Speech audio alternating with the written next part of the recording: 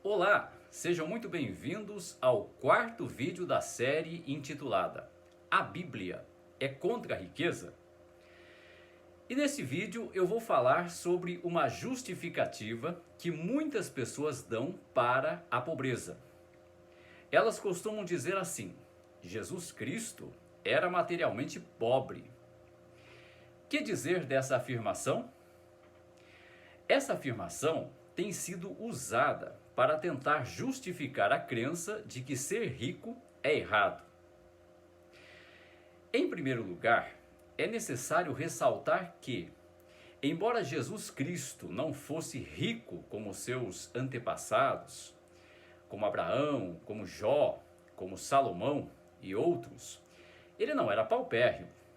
Jesus tinha dinheiro para comprar mantimentos, tanto para si mesmo, como também para os seus discípulos, conforme nos mostra o Evangelho de João, capítulo 4, versículo 8.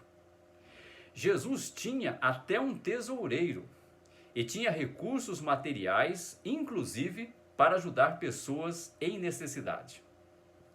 Você poderá comprovar isso lendo o Evangelho de João, capítulo 13, e versículo 29. Também a túnica de Jesus era tão valiosa que os soldados romanos a sortearam entre si para ver quem ficaria com ela. Isso está escrito em João capítulo 19, versículos 24, 23 e 24. Tudo isso mostra que Jesus tinha recursos materiais. Mas para entendermos por que Jesus não era rico como seus antepassados, precisamos analisar pelo menos dois fatores.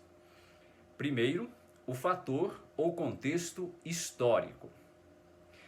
Os antepassados de Jesus, Abraão, Isaque e Jacó, que também foram antepassados da nação na qual Jesus nasceu, a nação de Israel, foram pessoas muito ricas materialmente. Inclusive, Abraão, que foi chamado de o pai de todos os que têm fé, lá em Romanos, no capítulo 4 e o versículo 11, era uma pessoa extremamente rica. Ele também foi chamado de amigo de Deus, conforme lemos lá em Tiago, no capítulo 2 e o versículo 23, e também Isaías, capítulo 41, versículo 8. Agora imagine, Abraão teve a distinção de ser chamado na Bíblia de amigo de Deus, e ele era muito rico. Só para você ter uma ideia da riqueza de Abraão, a Bíblia afirma que ele tinha um exército pessoal de 318 homens treinados. Isso está escrito em Gênesis capítulo 14 e versículo 14. Então Abraão tinha um exército próprio. Pense no seguinte: alguém que possui alguns seguranças, evidentemente é alguém que tem bastante dinheiro, não é mesmo? Agora imagine alguém que tem um exército particular de mais de 300 soldados. A Bíblia diz, inclusive, que esses soldados haviam nascido na casa de Abraão. Isso indica que os pais e irmãos desses soldados faziam todos parte do acampamento de Abraão. Somando com os rebanhos e manadas que Abraão tinha, seu acampamento deveria ocupar o espaço de uma cidade, que era vigiada continuamente pelo seu exército de mais de 300 homens.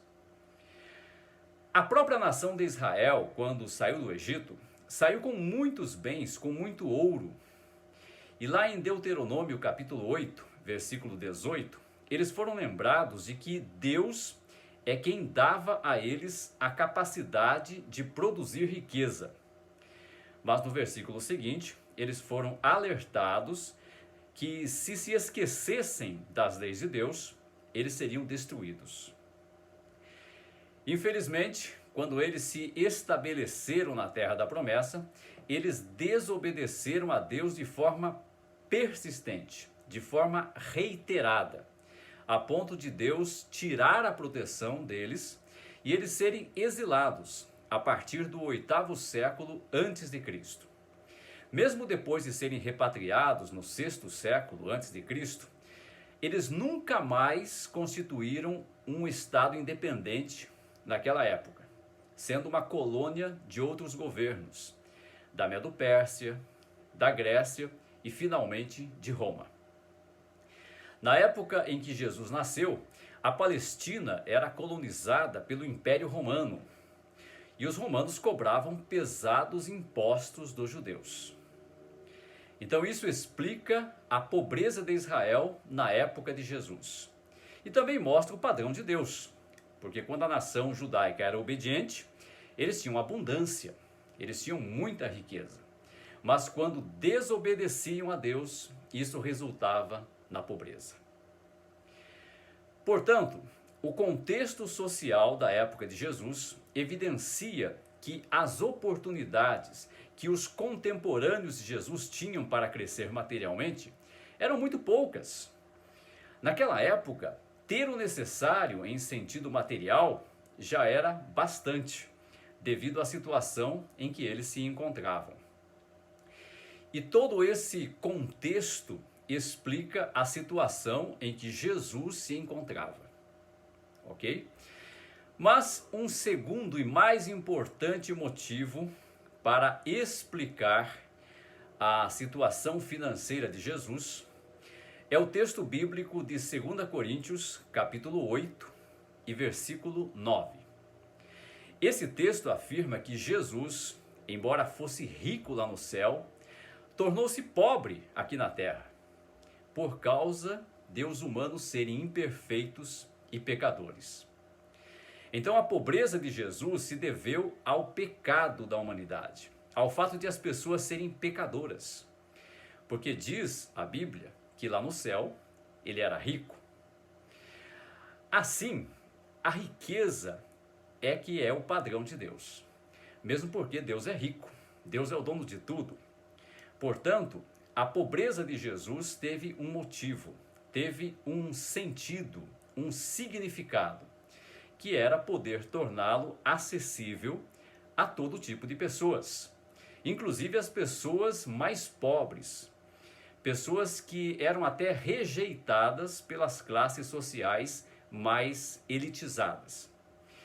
E também para prepará-lo para ser o rei do reino de Deus.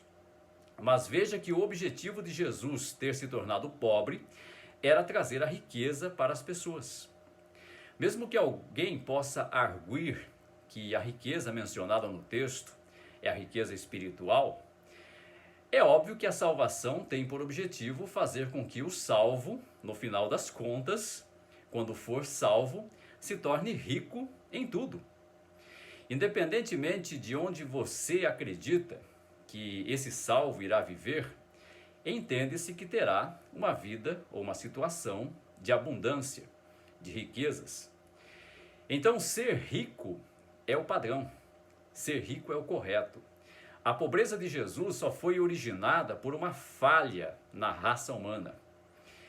Portanto, a afirmação de que Jesus era materialmente pobre, se for usada para promover a pobreza material, é uma desconsideração do desenvolvimento histórico da nação na qual Jesus nasceu, bem como uma desconsideração do propósito da vinda de Jesus aqui na Terra. E qualquer dúvida, sinta-se à vontade para me enviar via direct no Instagram, e no meu canal do YouTube você também pode colocar como comentário, ok? E nos próximos vídeos eu irei considerar alguns textos específicos que, vez por outra, são usados para fazer apologia à pobreza, ok? Então, um grande abraço e até os próximos vídeos.